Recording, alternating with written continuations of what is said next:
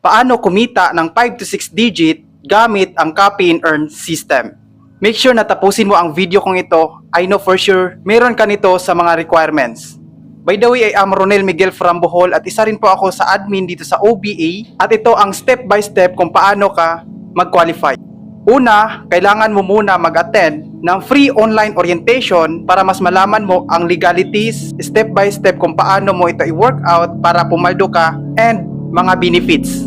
Pangalawa is dapat meron kang laptop or cellphone is pwedeng-pwede na.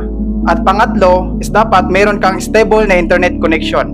Mafa-wifi man yan or data. At pangatlo is dapat magkaroon ka ng user ID.